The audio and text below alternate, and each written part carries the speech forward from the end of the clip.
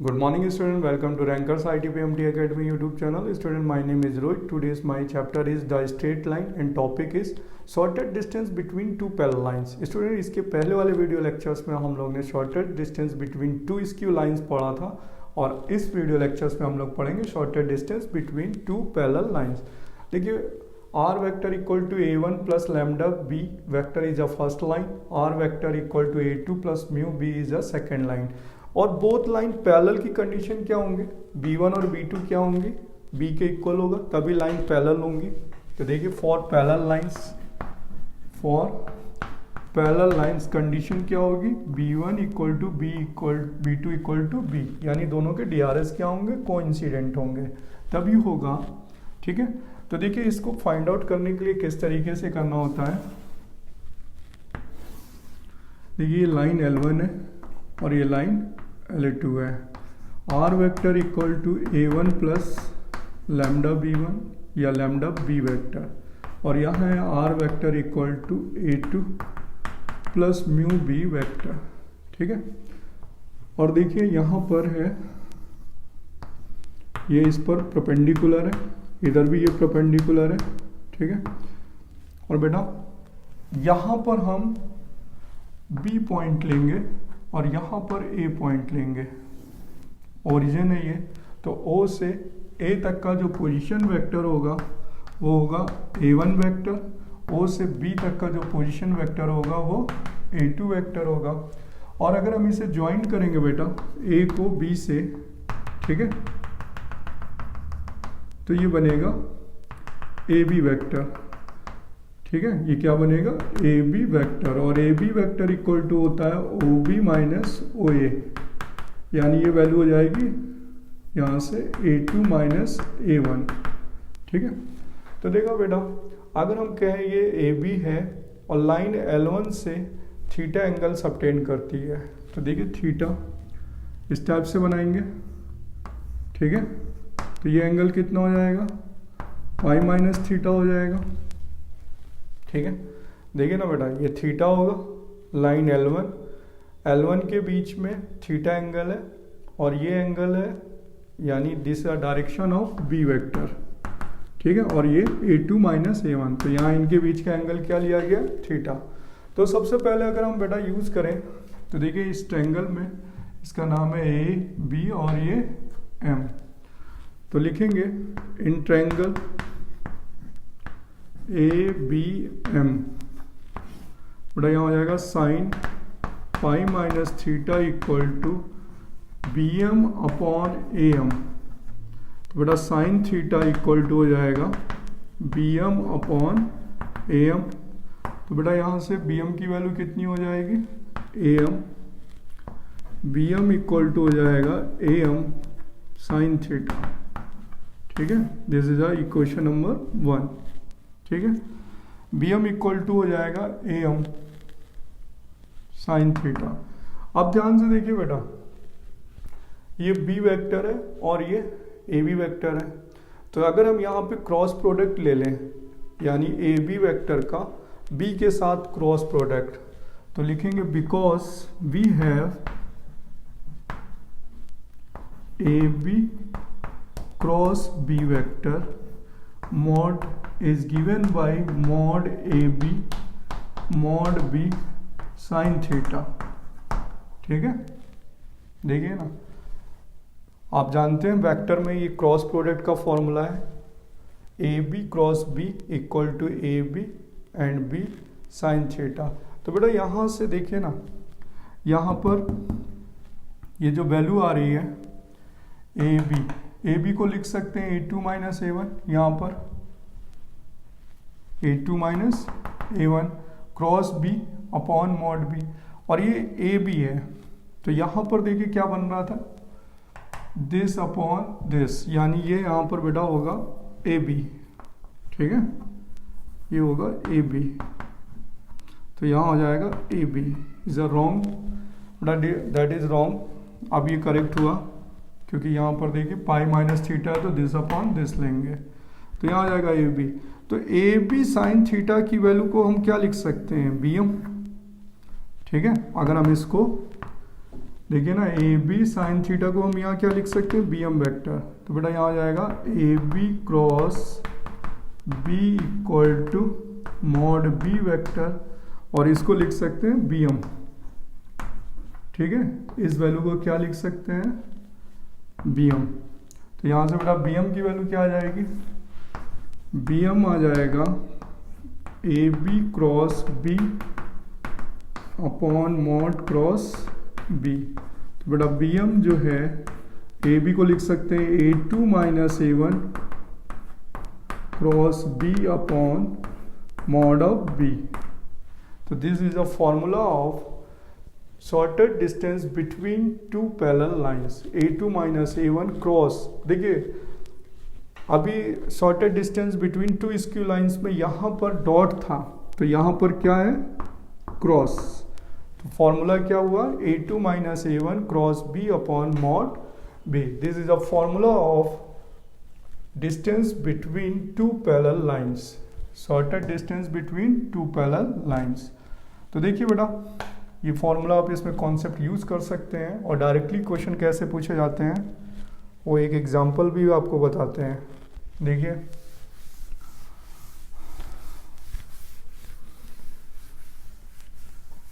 बेटा, यहाँ पर एग्जांपल है, बोर्ड में बहुत ही ज़्यादा पूछा जाता है बेटा।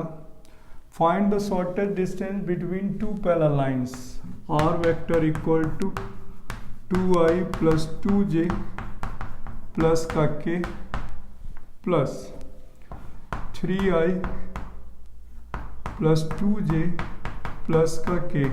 ठीक है, and r vector equal to, यहाँ पर है i माइनस 2j प्लस का k plus 3i plus 2j plus of k। तो देखिए यहाँ पर जो B1 है और वो B2 है, दोनों बोथ आर कोइंसिडेंट कर रहे हैं।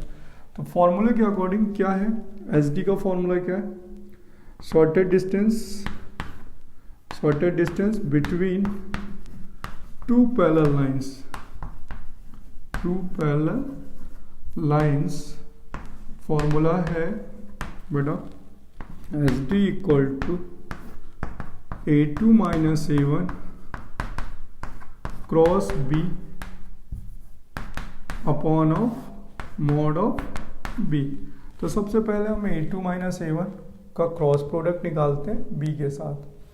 तो बेटा यहाँ पर क्या आ जाएगा, A2 माइनस A1, ठीक है, i माइनस 2j प्लस का k minus 2i plus 2j plus of k। तो बेटा आ जाएगा यहाँ पर माइनस का i माइनस का 4j, और k जो होगा वो कैंसिल हो जाएगा, तो ये 0k हो जाएगा। ठीक है, value of A2 minus A1। अब इसका क्रॉस प्रोडक्ट निकालना है b के साथ, तो A2 minus A1 cross b। ठीक है, तो बेटा यहाँ आ जाएगा i j एट k माइनस 1 माइनस 4 0, और b की वैल्यू है 3 2 1। तो टोटल वैल्यू आ जाएगी बेटा i माइनस का 4 minus 0 minus j minus 1 minus 0। ठीक है, फिर प्लस का k माइनस का 2 प्लस 12, तो वैल्यू आ जाएगी माइनस का 4i प्लस का j प्लस का 10k। ठीक है बेटा, अब मॉड भी वैल्यू फाइंड कर लेते हैं और फॉर्मूले में वैल्यू पुट कर लेते हैं। तो टोटल वैल्यू आ जाएगी, इसका मॉड भी पहले फाइंड करें। देखिए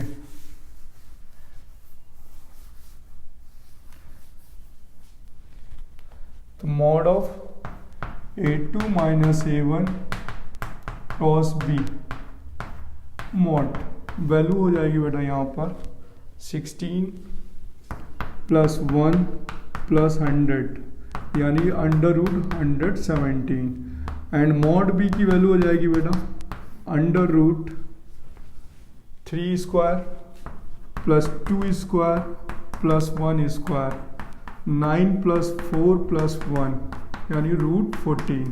तो बेटा एस डी क्या हो जाएगा फॉर्मूले के according, A2 - A1 cross B upon mod of B। तो टोटल वैल्यू कितना आएगा बेटा, √117 अपॉन √14 एंड मॉड। ठीक है, इसे कैलकुलेट कर लीजिए। और देखिए इसको अगर हम सिंप्लीफाई करें तो 117 13 के टेबल में आता है 13 × 9।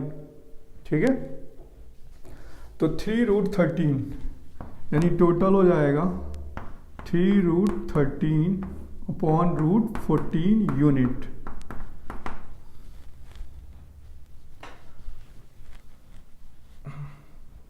तो बेटा ये एनसीईआरटी में कॉन्सेप्ट नहीं है, लेकिन एग्जाम में कई बार पूछा गया है बोर्ड में कि shorted distance between two parallel lines.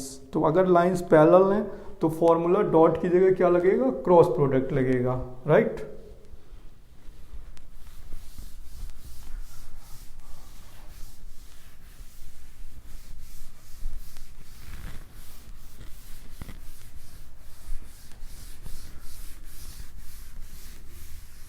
देखिए नेक्स्ट आर्टिकल है बेटा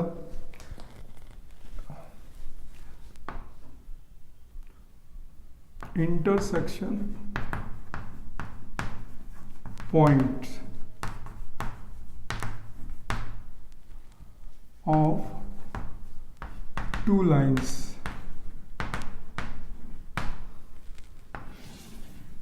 देखिए अगर हमें टू लाइंस का इंटरसेक्शन पॉइंट फाइंड करना है तो यानी उनका शॉर्टेड डिस्टेंस क्या हुआ, 0।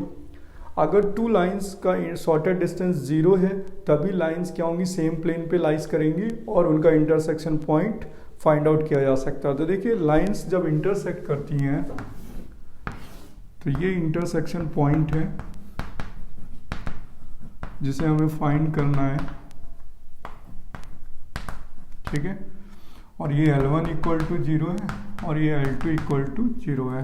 वेक्टर में होगा तो A1 + λ(V1) और R वेक्टर = A2 + μ(V2)।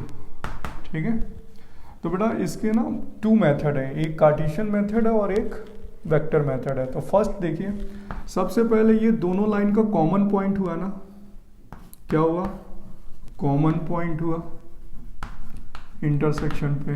तो हम लिख सकते हैं बेटा R vector = R vector, R vector = R vector for intersection point. देखिए इस लाइन का जनरल पॉइंट और इस लाइन का जनरल पॉइंट कोइंसिडेंट कर रहा है, तो कोइंसिडेंट पे R वेक्टर = क्या कर लेंगे, R वेक्टर। तो यहाँ पर लिखेंगे A1 वेक्टर + λ(V1) और यहाँ लिखेंगे A2 वेक्टर + μ(V2) वेक्टर। बेटा यहाँ पर हो जाएगा A1। ठीक है, या एक कॉन्सेप्ट कर सकते हैं यहाँ पर कि यहाँ पर A1 - A2 कर लें और इधर पे इसी को ट्रांसफ़र कर लेते हैं बेटा। यहाँ पर जब बोथ साइड देखिए इनकी वैल्यू पुटअप कर लें तो यहाँ से लैम्डा और म्यू की वैल्यू फाइंड कर सकते हैं। लैम्डा एंड म्यू क्या कर लीजिए, फाइंड कर सकते हैं। और अगर आप लैम्डा की वैल्यू यहाँ पुट कर देंगे तो R वेक्टर फाइंड हो जाएगा, और अगर यहाँ म्यू की वैल्यू पुट कर देंगे तो R की वैल्यू फाइंड हो जाएगी। तो क्या आ जाएगा, इंटरसेक्शन पॉइंट। देखिए ये स्टेप बहुत ही सिंपल है, मैं आपको बताता हूँ कैसे करना होता है। देखिए एग्जाम्पल में है कि टू लाइंस जो है वो इंटरसेक्ट कर रही हैं और उनका इंटरसेक्शन पॉइंट कैसे फाइंड करते हैं। सपोज दैट दिया हुआ है R vector = 2i + 3j minus का k प्लस लैम्डा, और यहाँ पर है 3i - 4j प्लस का 5k। सेकेंड लाइन गिवन है 3i - का 2j प्लस का 4k प्लस म्यू, और यहाँ पर गिवन है 4i + 3k या 3j - का 6k।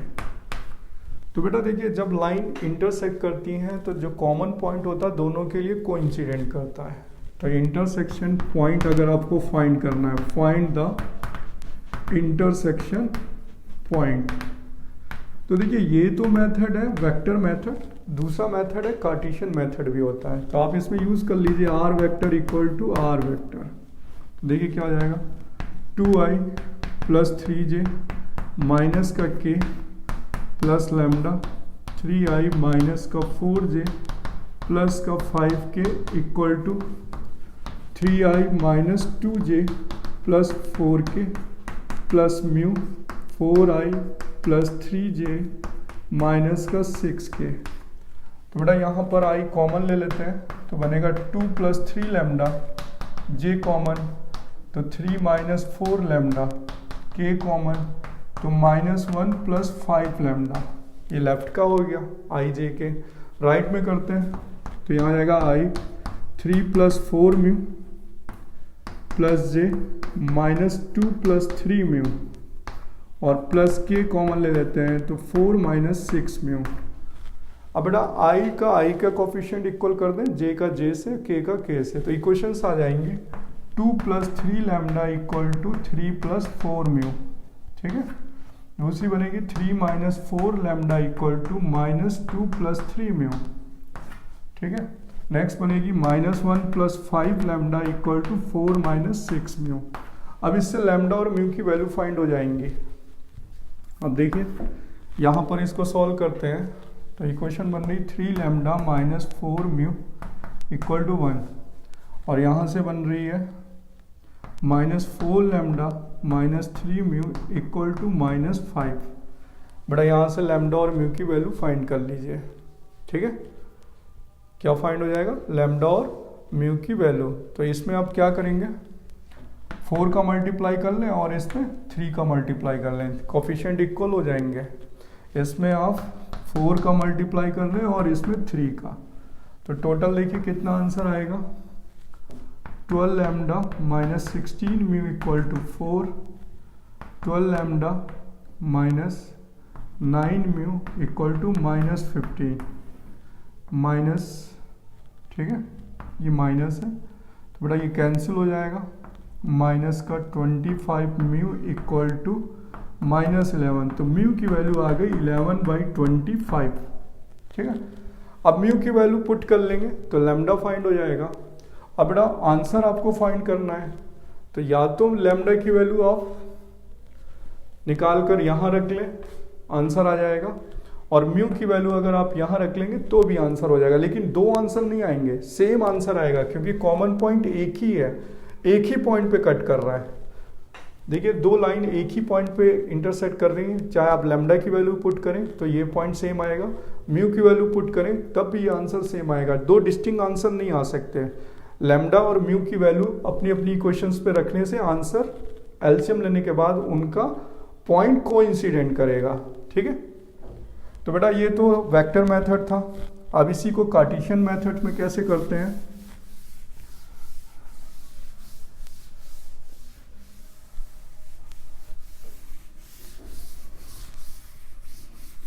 देखिए जब कार्टेशियन मेथड होता, मेथड 2 है कार्टेशियन मेथड। इस टाइप से एग्जांपल ले लेता हूं,